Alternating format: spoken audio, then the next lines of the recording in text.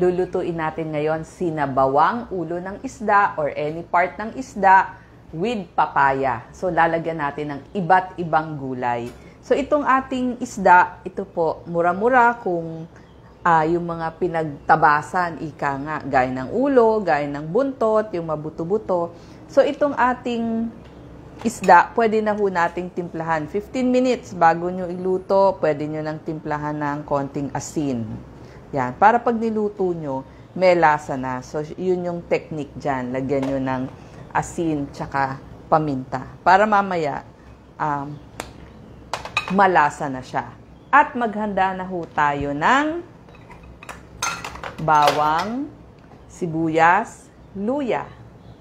Madali lang ho itong lutuin, lalo na pag ganitong lumalamig ng panahon. Ang maganda dito sa sinabawang isda, pwede nyong lagyan ng papaya, okra, at kahit anong dahon dyan sa likod bahay nyo, malunggay, kangkong, pechay, kung ano ho yung mga tira-tira nyo.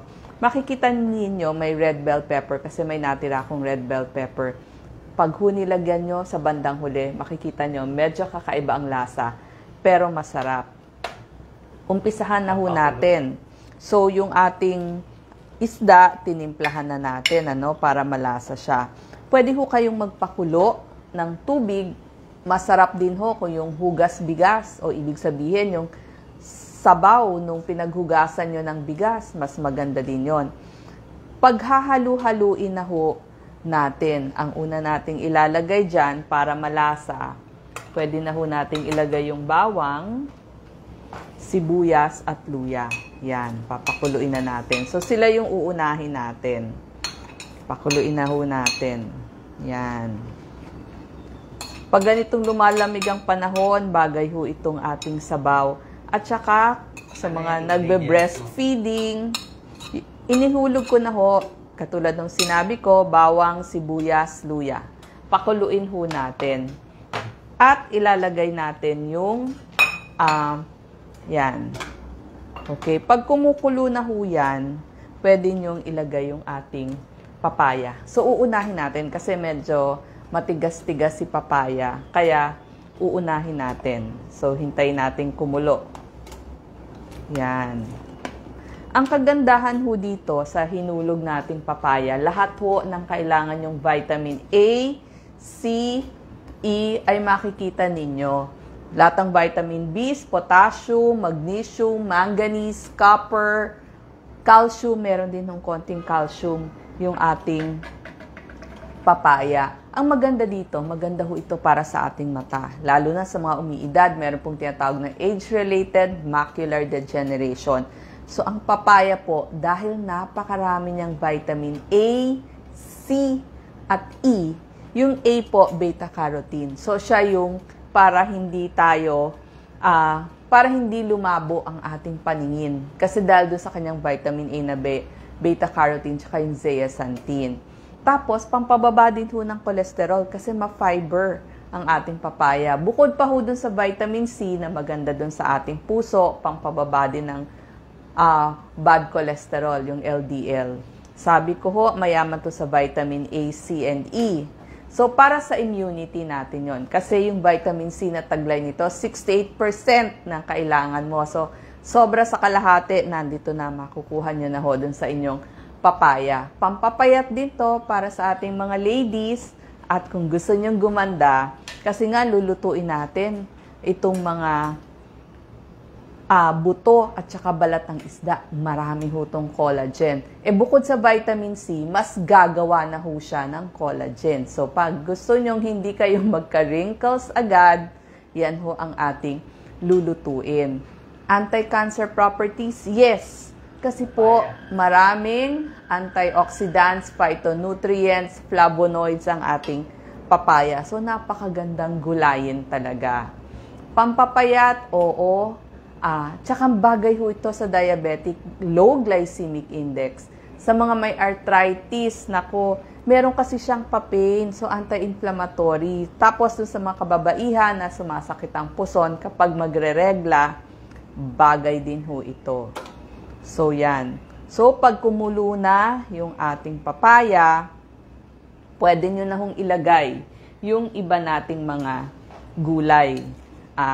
Sabi ko nga ho, lahat ng greens na pwede nyong makuha sa likod bahay nyo, malunggay, pechay, kangkong, lahat ho yan. Kahit ho cabbage, pwede din. Tapos yung okra, ito. Kasama ho talaga sa ating lulutuin ngayon yung okra. So, alam ko medyo mahal ang isda, pero dahil dinagdagan na rin natin ng mga murang mga gulay, ito ang gagawin nating extenders. So, pakuluan nyo lang ho. Yan. So, yan ang maganda dito. Ngayon, habang pinakukulo natin, didiscuss natin itong ulo ng isda. Di ba? Itong ulo ng isda, maganda ho ito. Kasi sabi ko nga, maraming collagen. Pero higit sa lahat, yung ulo ng isda, maraming protina. Yung isda po ang source ng ating protina. Bukod pa ho dun sa omega-3 fatty acid. So, marami tayong makukuha ang omega-3 fatty acid. Papaliwanag ko anong gagawin dyan, ha? Tapos, vitamin B, calcium. Alam nyo po, kung hindi tayo makakuha ng vitamin D sa araw, ang isda po ay source ng vitamin D. So, yung vitamin D, kailangan nyo po para makatulog, tsaka para sa buto. Tsaka, oo. So, yan. So, pakuluin nyo na ho. Pag nakita nyo kumukulo na yung ating isda, ito. So, ang isda po, mayaman sa omega-3 fatty acid. Kung nababasa ninyo, kailangan po natin yan. Para sa ating brain, sa ating nerves. Gagamitin po natin. Tapos po, yan, lalagay na natin yung ating isda. Ang panimpla natin dyan, pwede pong buong paminta or kaya yung dinurog na paminta. At lalagyan natin ng patis. Siyempre, tayo mga Pilipino, napakahilig sa patis. Excuse. Paminta. Ito, buong paminta, bukod dun sa kanina na yung paminta natin na durog. Patis. Lagyan po natin ng patis. Yan. Siguro po mga 1 kutsara o 2 kutsara kasi naglagay na tayo. So, timplahin nyo po kung ilan yung nararapat. Pakuluin nyo lang po. Yan. Bakit huli yung isda? Kasi mabilis namang maluto yung isda. So, para hindi siya madurog. Tapos yung omega-3 fatty acid niya, maganda ho ito para dun sa ating utak tsaka nerves. Tsaka maganda rin ho yan sa cholesterol natin. Pampababa po ng cholesterol, pampaganda ng heartbeat, lalo na kung nagloloko-loko yung heartbeat ninyo. So, anti-stroke, anti-sakit sa puso ang isda.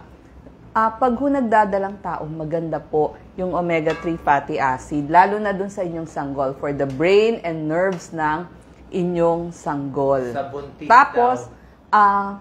may nakita nila sa pag-aaral, alam nyo po, may tulong po sa mga hinihikang bata ang isda. So, nakita nila. Pero dun daw sa mga hinihikang adults, hindi gaanong nakakatulong. Pero sa children, yung mga isda nakakatulong sa mga hinihikang bata. At sabi ko, maganda nga ito sa mata kasi omega-3 fatty acid para sa age-related macular degeneration natin. Ginawa ho nating sabaw para healthier ang lutuin natin. Kasi ang isda pwede naman nating iprito, lagyan ng mantika. So, ang maganda lang dito, mas yung pagkaluto natin healthier. So, hintayin nyo lang kung kumulo at pag maputi na yung inyong isda, gaya nito, ang bilis niya, maputi na. So, pag bago nyo papatayin yung inyong kalan, kasi luto na yung isda, luto na yung mga gulay, doon nyo po ihuhulog yung, tataka kayo, bakit may bell pepper? Actually po, ito ang magbibigay ng kakaibang lasa doon sa inyong sabaw. So, ilagay na ho natin yung bell pepper. So, di ba, napakadali, napakamakulay nitong ating niluto. Sabi ko nga, kailangan natin iba't ibang kulay ng gulay ang kakainin natin para makuha natin yung mga nutrisyon na kailangan natin. So ito po, napakagandang lutuin, napakadaling lutuin. In 10 minutes, tapos na. Tapos maganda pa kapag may sakit kayo, ubo, sipon, lagnat, trangkaso, nagdadalang tao, nagbe-breastfeed, lahat. Pwede sa high blood, sa diabetes. Yes, sa- low glycemic index po kasi yung ating papaya. So bagay na bagay po dun sa high blood. Sabi ko nga, anti-stroke, anti-heart attack, anti-sakit sa puso.